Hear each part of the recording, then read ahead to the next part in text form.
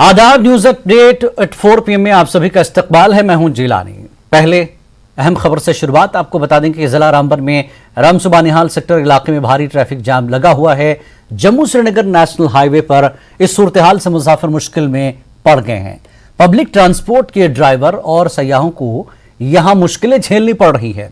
कौमी शाहराह पर ट्रैफिक निजाम में बदइंतजामी पर लोग सवाल उठा रहे हैं।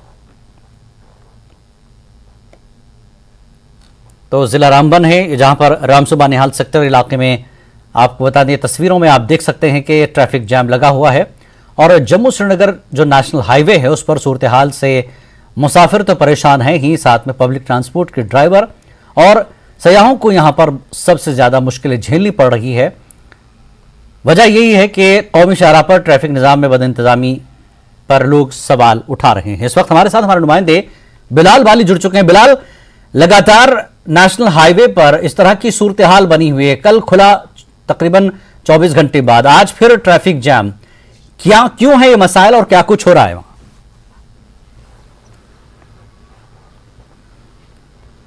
देखिए जिलानी, जम्मू से नेशनल हाईवे इस वक्त सफ़र करने वालों के लिए एक वबाल जान बना हुआ है।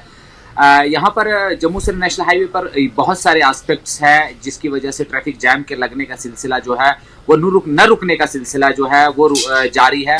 हमने माजी में देखा जब बारिशें होती थी, मौसम खराब होता था, उस वक्त स्लाइड होता था, उसके बाद ही इस तरह की जो हालात पैदा होते थे जम्मू से नेशनल हाईवे पर। लेकिन जो मौजूदा हालात जो है पिछले कई महीनों से 2-4 महीनों की बात करेंगे और गुज़श्ता 1 महीने के खास तौर से बात करेंगे हम, तो ट्रैफिक मिसमैनेजमेंट की वजह से बहुत मुश्किलात हो रही है यहाँ पर। खास तौर से सयाहों की अगर बात करेंगे, जो मुल्क भर से इस वक्त मौसम गर्मा है, गर्मी पड़ रही है, गर्मी की तपिश को मतलब वादी कश्मीर में लोग आकर यहाँ पर अच्छा टाइम गुजारना चाहते हैं, लेकिन जो उनका हाईवे का एक्सपीरियंस है बहुत खराब जा रहा है, जिसकी वजह से कई लोगों से हमारी बात हुई, कहीं तो रोकर गुजर गए और कहीं का कहना था कि हमारा इतना बुरा एक्सपीरियंस गया कि हम दोबारा इस शाहराह की वजह से लौट कर ना आने वाले हैं।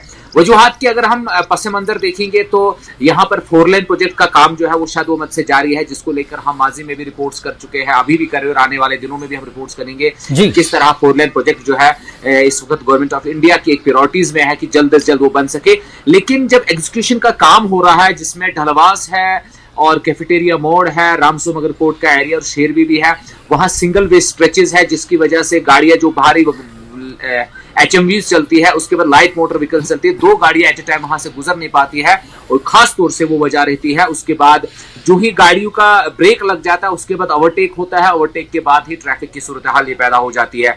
वहीं दूसरा पहलू ये भी है कि आजकल जो है टूरिस्ट फुटफॉल है वो बहुत ज्यादा बढ़ गया है। पूरे पंजाब से, दिल्ली से और दीगर रियासतों से, जो हिंदुस्तान के रियासतों से लोग अपनी जाती गाड़ियों में जम्मू कश्मीर का रुख कर रहे हैं और इस हाईवे से गुजर रहे हैं, तो उसकी वो एक पहलू वो भी देखा जा सकता है कि ट्रैफिक का जो फुटफॉल जो टूरिस्ट का बढ़ा है वो भी कहीं ना कहीं गाड़ियों को जो कंजेशन है उसकी वजह बन रहा है। लेकिन हमारे पास तो मुगल रोड भी चल रहा है, अगर हम देखेंगे तो वहां से ट्रैफिक चलना चाहिए था, यहाँ इस हाईवे पे कम प्रेशर पड़ता।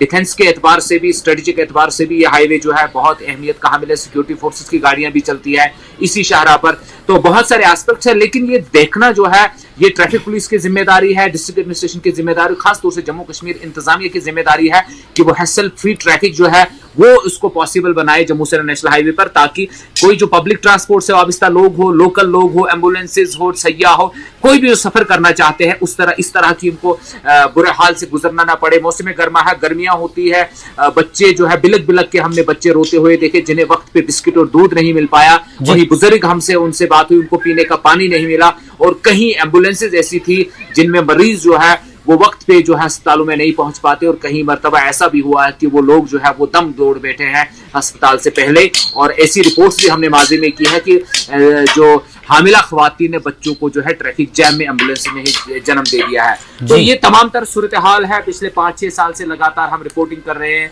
हम इंतजामिया जिस तरह से अभी काम चल रहा है 4 लेन का, इसमें पब्लिक ट्रांसपोर्ट के अलावा जो हैवी ट्रक्स चलते हैं उन्हें तो आदत है एक तरह से, जब भी जाम लगता है, लैंडस्लाइडिंग होती है तो वो अपना इंतजाम कुछ करके चलते हैं, लेकिन सयाहों के लिए और आम लोग, और आप जिस तरह से बता रहे हैं एम्बुलेंस के लिए तक जो है कोई मुतबादिल नहीं है, कोई रास्ता नहीं, तो ऐसे में ट्रैफिक पुलिस या वहां जो अमला है वो कोई मुतबादिल इंतजाम क्यों नहीं कर पा रहा है?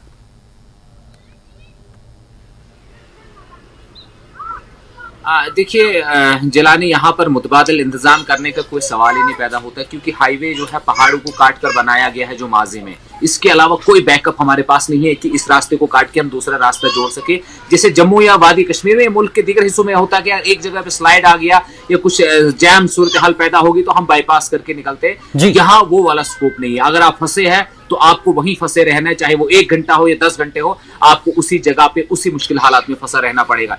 जो आपने जिक्र किया कि हैवी मोटर व्हीकल्स जो होते हैं, गाड़ियां होती हैं, उनके साथ अपना इंतजाम होता है, लेकिन सैयाह जो है वो पहली बार आए, उन्हें ये इस तरह का एक्सपीरियंस जो है पहली बार होता है, तो उनके लिए मुश्किलात तो होगी। यकीनी तौर से जो ट्रांसपोर्टर है जो कहीं कहीं दिन चलते हैं, जिसको महीने में जो ट्रक वाला है 4 फेरे लगने चाहिए थे, वो 2 फेरों तक महदूद हो जाता है। 2 फेरों की वजह से उसको जो किराया कम मिलता है, किराए के बाद जब महीने के बाद उसको किस्त देनी होती है लो बैंक को, वो उसको वहां पे मार पड़ती है। ड्राइवर की तनख्वाह है, गाड़ी की मेंटेनेंस है, तो उस सेक्टर को भी बहुत नुकसान पहुंच रहा है। और कहीं ड्राइवरों से हमारी जब बात हुई, ट्रांसपोर्टर से बात हुई, उन्होंने कहा कि वादी कश्मीर जो महंगाई की वजह है, उसमें जितना भी हिंदुस्तान भर से जितना भी मटेरियल आता है उसको पहुंचने में जब देर होती है, जब हमारी डिमांड ज्यादा होती है और हमारा जो यहाँ पर सामान आने का सिलसिला वो कम हो जाता है, उसकी वजह से महंगाई होती है। दूसरा, जब सैयाह होता है, जब वो फंसता है, वो जो परेशान हाल होता है, वो एक अच्छे ख्वाब बुनकर आता है कि मैं वादी कश्मीर जाऊंगा, वहां वादियों में घूमूंगा, अपना क्वालिटी टाइम स्पेंड करूंगा। बहुत सारे बिजनेसमैन होते हैं जो बिजनेस छोड़ के यहाँ पर आते हैं, लेकिन जब उन्हें शाहरा पर 10-10 घंटे 5-5 घंटे रोका जाता है या फंस जाते हैं, तो वो तोबा खैर करके यहाँ से वापस। बिलाल, आखिरी सवाल ये जानना चाहेंगे कि इशारा का काम कब तक चलेगा और कब खत्म होगा? ये मसला कब खत्म होगा, कितना वक्त लगेगा? मुख्तसर। देखिए जिलानी जम्मू से नेशनल हाईवे का रामबन बानीहाल स्ट्रेच है, ये न खत्म होने वाला प्रोजेक्ट हमें दिख रहा है। जो पहली डेडलाइन थी जब 2015 में काम शुरू हुआ, 2019 पहली डेडलाइन थी जी। 2019 के बाद इसको 2020 कर दिया गया कि हमें काम में परेशानियां आ रही है, फिर 21 हुआ, 22 हुआ, 23 हुआ, लेकिन अब 26 की नेक्स्ट डेडलाइन है कि जम्मू से नेशनल हाईवे का रामबन बानीहाल स्ट्रेच 2026 में कंप्लीट होगा। लेकिन ये अगर उस वक्त भी कंप्लीट होगा, ये कहना काबिल वक्त होगा, और ऐसे आसार जो है जमीनी सतह पर, यानी ये मसाइल वक्फे से लोगों को झेलना ही पड़ेगा जब तक ये काम पूरी तरह से मुकम्मल नहीं होता। बहुत बहुत शुक्रिया बिलाल इस पूरी जानकारी के लिए, बहुत बहुत शुक्रिया आपका इस पूरी जानकारी के। बिलाल, ट्रांसपोर्टर्स के अलावा सयाहों को भी बड़ी मुश्किलें झेलनी पड़ रही, जैसा कि बिलाल ने कहा कि ना खत्म होने वाला सिलसिला है। जब तक ये काम पूरी तरह से मुकम्मल नहीं होगा, यात्रियों के लिए मसला है। आगे बढ़ेंगे। इस साल की श्री अमरनाथ जी यात्रा के दौरान किसी भी कुदरती आफत व दीगर मसाइल से निपटने के लिए एनडीएमए ने काफ़ी इकदाम उठाए हैं। इन बातों की जानकारी NDMA senior consultant major general Sudhir Bahl ने दी है। उन्होंने कहा कि यात्रा के दौरान पुलिस, फौज, पैरामिलिट्री फोर्सेस और सिविल इंतजामिया के बीच तालमेल को बेहतर बनाने के लिए पहलगाम में मॉक ड्रिल का एहतमाम भी किया गया और ज़रूरत के वक्त लोगों की जान कैसे बचाई जाए इस पर पूरी तरह से एक मशक भी की गई।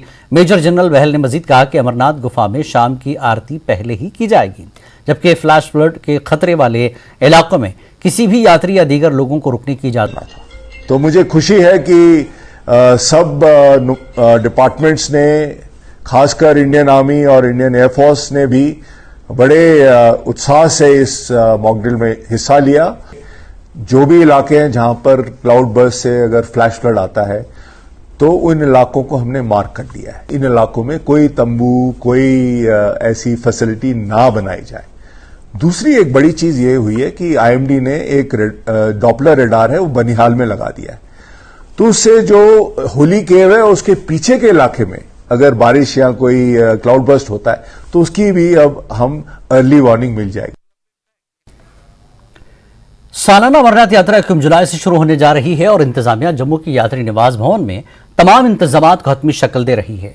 यात्रियों की हिफाजत को यकीनी बनाने के लिए नीम फौजी दस्तों के जवान मुनासिब तादाद में तैनात हैं। जम्मू म्यूनिसिपल कॉरपोरेशन ने सफाई सुथराई, पीएचई, महकमे बिजली के तमाम अफसरान को यात्री निवास भवन जम्मू में 24 घंटे अशिया ज़रूरिया की बिला तातुल फराहमी को यकीनी बनाने की हिदायत की है।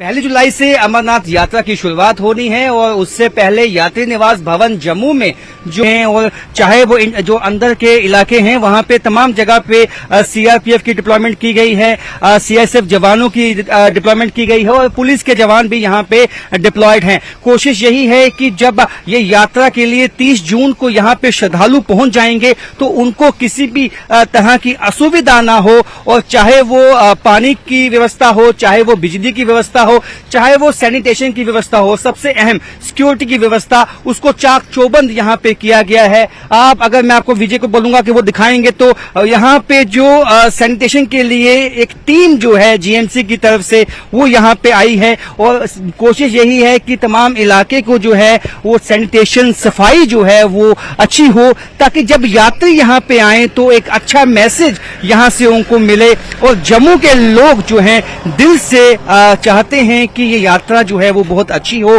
यात्रियों को सुविधा मिले। इसके लिए सफाई कर्मचारी जो है दिल से अपने लगे हुए हैं ताकि यात्रियों को जब यहाँ पे आए तो एक सफाई मिले और यहाँ पे अच्छा उनको लगे आकर। आप देख सकते हैं ये टीम सामने जो है जीएमसी सफाई कर्मचारियों की, ये दिन रात यहाँ पे लगी हुई है। कुल 62 दिन जब तक ये यात्रा चलने वाली है, ये सफाई कर्मचारी यूं ही यहाँ पे सफाई का ध्यान रखेंगे। इसके साथ साथ जो आप ये टेंट देख पा रहे हैं मेरे सामने, यहाँ पे खाने पीने की व्यवस्था और चाय की व्यवस्था जो है वो सुबह होती है जब यात्री यहाँ से निकलते हैं। और यहीं से जो बसेस हैं वो यात्रा के लिए यहाँ से 30 जून को निकल जाएंगी, अपने जब पहलगाम पहुंचेंगी और बालटाल पहुंचेंगी, वहां से आगे की यात्रा चलती है। और मेरे पीछे ये यात्री निवास भवन, यहाँ पे भी तमाम जो तैयारियां हैं यात्रियों को रिसीव करने के लिए, चाहे वो सिक्योरिटी हवाले से, चाहे वो सीसीटीवी कैमरे इंस्टॉल करने हों, वो तमाम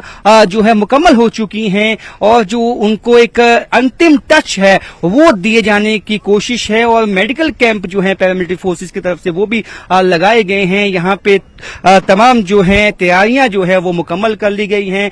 अब कोशिश है कि अब जब यात्री जब आए तो ये जो तमाम तैयारियां हैं उसका फायदा भी जो है उनको मिले, चाहे वो लंगर की व्यवस्था हालांकि यात्री निवास के भीतर होगी, और उसके साथ साथ जो स्नैक्स होते हैं सुबह के वो इन पैरामिलिट्री फोर्सेस के लिए भी यहीं टेंट्स लगा के उनकी व्यवस्था की जाएगी, ताकि जो सिक्योरिटी जवान हमारे लिए दिन रात जो है इस यात्रा को कामयाब करने के लिए काम कर रहे हैं उनको भी किसी तरह की असुविधा ना हो। इन तमाम चीजों की जो है वो ध्यान रखा गया है और सबकी कोशिश यही है कि ये 62 दिन चलने वाली यात्रा सबके लिए सुखद हो। कैमरामैन नारायण दत्त के साथ राजन वैद, न्यूज 18 जम्मू। न्यूज अपडेट में एक बार फिर आपका स्वागत है। वज़ीर आज़म नरेंद्र मोदी आज काहिरा में मिस्र के सदर अब्दुल फत्ताह अल सीसी से मुलाकात की। मिस्री सदर ने पीएम मोदी को order of the Nile award से नवाजा, जो मिस्र का आला तरीन सरकारी एजाज है। अपने 2 रोज़ा दौरे के दूसरे मरहले में वज़ीर आज़म नरेंद्र मोदी हफ्ते को काहिरा पहुंचे, जहां वज़ीर आज़म मोदी का रस्मी इस्तकबाल किया गया और गार्ड ऑफ ऑनर पेश किया गया। इस दौरान वज़ीर आज़म मोदी ने मिस्र के मुफ्ती आज़म डॉक्टर शौक़ इब्राहिम आलम, मशहूर मुफक्किर तारिक हेगी, योगा इंस्ट्रक्टर रैम जाबिक और निदा आदिल से भी मुलाकात की। वज़ीर आज़म ने अपने मिस्री हममनसब मुस्तफ़ा मदबूली और काबीना के आला वज़रा के साथ तिजारती ताल्लुकात और दोनों ममालिक के दरमियान स्ट्रेटेजिक शराकतदारी को मजबूत बनाने पर बातचीत की। मोदी और अल फत्ताह सीसी ने मफाहमतनामों पर दस्तखत भी किए। इस मौके पर मोदी ने मिस्र के काहिरा में अल हकीम मस्जिद का दौरा किया, जहां बोहरा कमेटी के शुजाउद्दीन शब्बीर ने बताया कि वज़ीर आज़म मोदी से मुलाकात उनके लिए तारीखी दिन है। ये पीएम मोदी को बैरून मुल्क से मिलने वाला 13वां आला सरकारी एजाज है।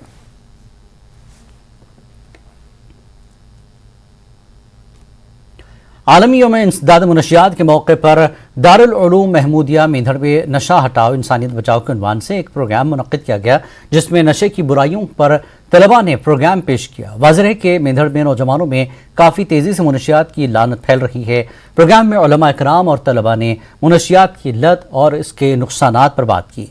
उन्होंने कहा कि इस मामले में सभी को ताउन करना होगा, तभी इस लानत पर काबू पाना मुमकिन है। आज का ये प्रोग्राम आलमी यौम इंसदाद मंशियात के उन्वान से और एक जली उन्वान नशा हटाओ इंसानियत बचाओ के उन्वान के तहत दारुल उलूम महमूदिया कासिम नगर मेंढर में मुनाकिद किया गया है। इससे हमारा मकसद ये है कि नौजवान नस्ल और हमारा माशरा जिस तरह नशे की जानिब रोज़ाना बढ़ रहा है और जिसके रोज़ाना हम नुकसानात देख रहे हैं, उनसे हम अपने माशरे को बचाएं, अपनी कौम को बचाएं, अपने इलाके को बचाएं, ताकि हमारे नौजवान आगे बढ़कर तालीम के ज़रिए अच्छी डिग्रियां हासिल करें और अच्छे काम करें।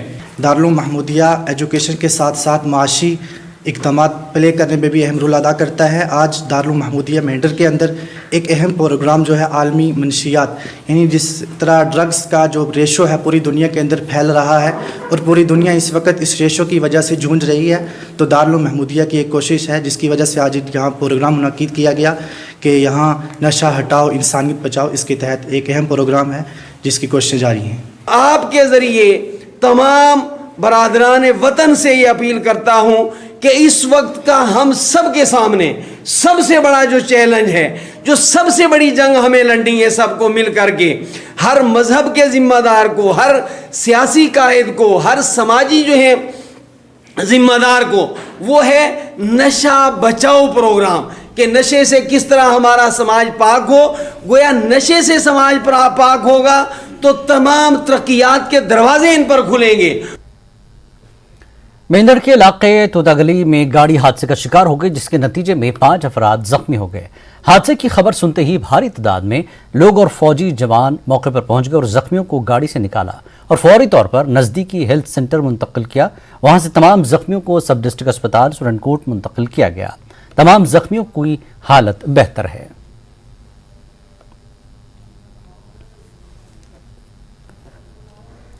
बताया गया कि हवाई जहाज़ों और कोरियर एजेंसियों के जरिए ममनुआ अद्वियात को गैर कानूनी तौर से कश्मीर लाया जा रहा है।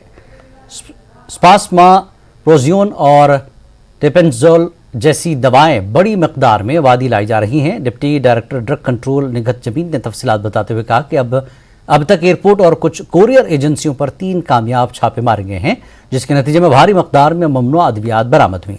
उन्होंने कहा कि तहक़ीक़ात जारी हैं ताकि ये पता लगाया जा सके कि कश्मीर में ऐसी मनशियात लाने के पीछे किसका हाथ है। एयरपोर्ट पे एक रेड डाला हुआ था, ये इन कंटिन्यूएशन टू दैट है क्योंकि we have found that now these culprits they are resorting to air route, वो एयर रूट से ये दवाइयाँ ला रहे हैं। तो उसके रिगार्डिंग हमने पिछली बार भी इनपुट्स थे तो हमने एक एयरपोर्ट से एक कंसाइनमेंट सीज किया था जिसमें स्पास्मोप्रॉक्सोवान 7500 कैप्सूल्स थे। तो फिर उसके बाद हमने एक और कंसाइनमेंट भी पकड़ा ट्रैक ऑन कुरियर सर्विसेज से 2600 टैबलेट्स ऑफ टेपॉल। तो ये अब 3rd रेड है हमारा। तो इसमें हमने टेपेंटाडोल 24,600 टैबलेट्स पकड़े जो वर्थ 7,61,000 रुपीज़ है। इसमें मेरे drug control officer Srinagar district के मेरे साथ शाना बशाना काम कर रहे हैं।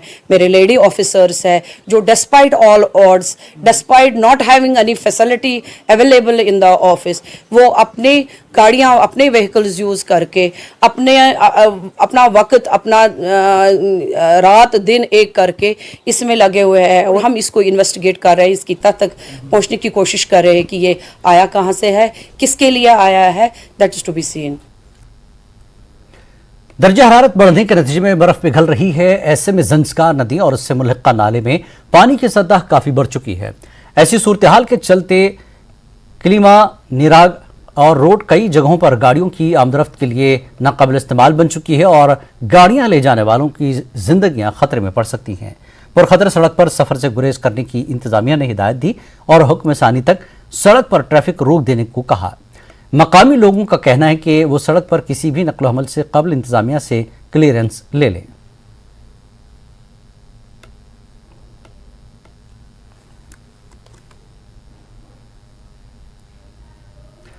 सूफी कल्चर को बढ़ावा देने के लिए जिला पुलवामा के अंदर गांवों में सूफी शायर सोच कराल साहब के आस्थान आलिया पर एक रोज़ा सूफी फेस्टिवल का इनकाद किया गया।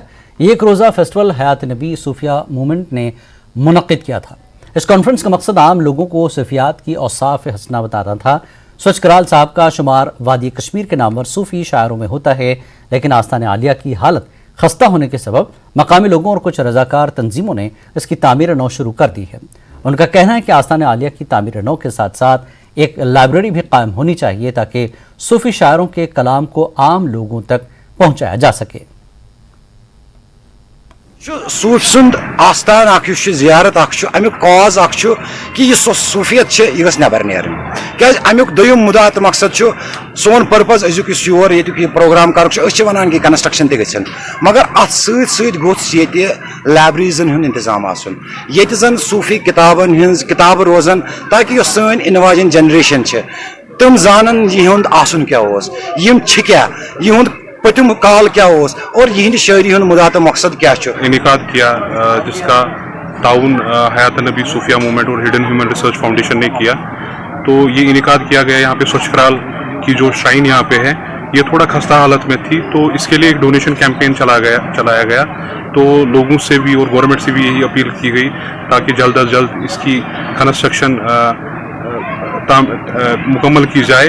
और साथ ही ये बात भी पेश की गई कि एक लर्निंग सेंटर खाली इसी श्राइन पे नहीं, जो भी हमारे श्राइन है, जो भी हमारे एसेट्स हैं in the form of shrines, एक लर्निंग सेंटर्स का इनेकाद किया जाए जहाँ पे लिटरेचर जो इन सूफी बुजुर्ग जो भी ये पर्सनैलिटीज थी इनका जो भी लिटरेचर है, जो भी इनकी नसीहत है। मकसद हमारा यही है कि यहाँ इस तामीर को पाई तकमील तक पहुँचाया जाए।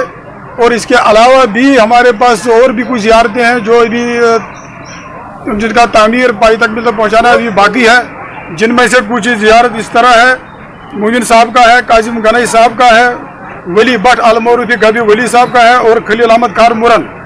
और इस बारे में भी इस बुलेटिन में फिलहाल इतना ही। आदाब।